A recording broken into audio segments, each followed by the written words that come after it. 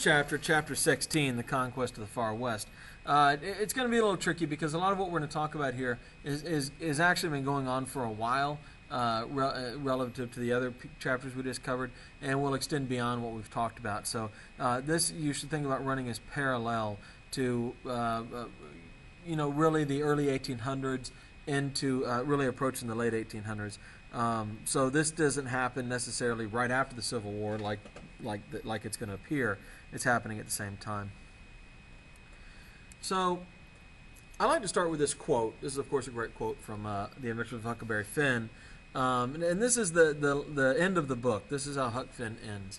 But I reckon I got to light out for the territory ahead of the rest because Aunt Sally, she's going to adopt me and civilize me, and I can't stand it. I've been there before. And I want to talk about this lighting out for the territory.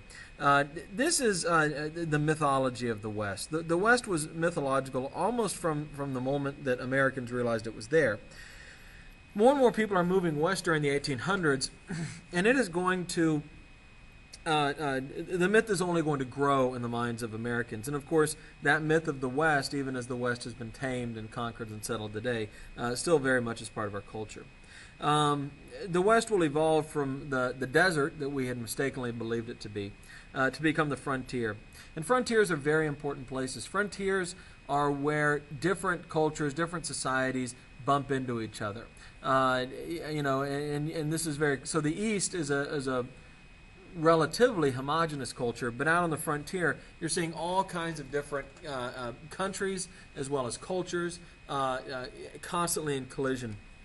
Native Americans, Mexican, French, British, Canadians, Asians, even a little bit of Russians, are all going to be interacting out there in the West. Geographically, the area is extremely diverse. Plains, mountains, deserts, forests, valleys, pretty much anything you want, including some stuff that is only found there. The Grand Canyon, for example, or the geysers at Yellowstone. It is a spectacular geographic area, really world-class in that regard. Of course, there's a whole lot of Native Americans. Some had been moved from the east. Remember, Jefferson had pushed them west of the Mississippi, and Jackson had completed that work. But most were indigenous. Most had been there for thousands of years or so. There's about 300,000 Native Americans living on the Pacific coast alone when the Spanish arrived, and they're doing things like fishing, foraging, and farming. In the southwestern United States, around New Mexico, for example, there's the Pueblo people. And these people developed these really spectacular permanent dwellings. These are still there today. You can go and you can tour this. This is Mesa Verde. You can go tour this area and check out where the Pueblo people used to live. On the plains, of course, there were a lot of different tribes. Some were nomadic, meaning they moved around. They didn't live in one place. Some were sedentary, meaning they did live in one place. They typically used horses to hunt buffalo, and horses, keep in mind, only arrive in America around 1500 when Columbus comes. Before that, they had to run the buffalo off a cliff, so the horse was a great gift from Europeans to the Native Americans, not on purpose, of course. Their world revolved around the buffalo. They ate it, they used it for clothes, they used it for teepees, as you probably know from your elementary school classes. They used every part of the buffalo, its brain, its tongue, they used everything for different stuff.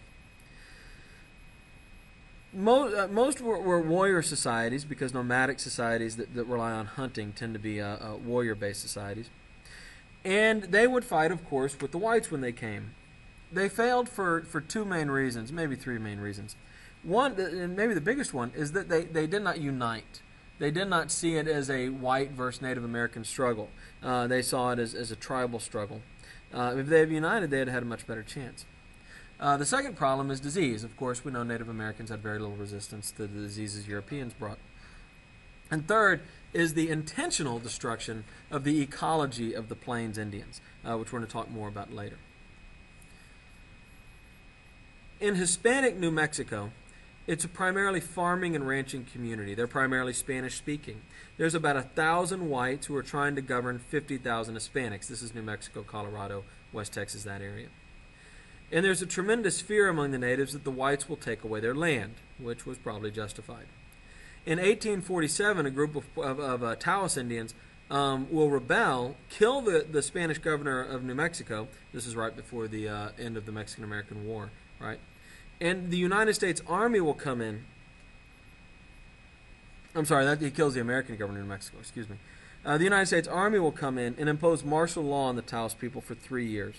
In 1850, a territorial government is organized, but it takes years to break the power of the Navajo and the Apache. Afterwards, the Hispanic population tends to leave this part of the country and head west and north into Colorado and more towards California. The railroad eventually will bring whites in large numbers in the 1880s, and then an economic boom in mining and ranching will draw in many Mexican immigrants. And so it's interesting, while we think of areas like West Texas and New Mexico as having large Hispanic populations, the original Hispanic populations actually left and were replaced by more Mexican immigrants. In California, we see a little bit of a different story. Of course, we know originally that the Spanish had set up a string of missions by the late 1700s all along the Pacific coast, and the Spanish army and Spanish priests will gather Native Americans into missions and help them find Jesus, whether the natives want to or not. When the Mexican Revolution happens in 1821, Mexico de-emphasizes religion. The mission system largely collapses, and it's replaced by large Mexican landowners who subjugate the Native American populations. When the gold rush comes along, which is, of course, immediately after the Treaty of Guadalupe Hidalgo, and America has taken control of California in that area, the Mexican planter class is going to fall from power. Mexicans will tend to end up living as laborers, are working as laborers in large barrios, and Mexican ranchers are destroyed by the loss of their communal grazing land, and that Mexican aristocracy is simply going to fade away to be replaced by dominant whites. By the way, as much as Americans love the story of Zorro for some reason, the story of Zorro is about the Mexicans who are being displaced by the evil white people coming in after the Mexican-American War. White Americans are the bad guys in the story of Zorro. The story of Zorro is about white people taking California from Mexico. This does not stop millions of Americans from going out to see a Zorro movie every time one gets released, but there you have it.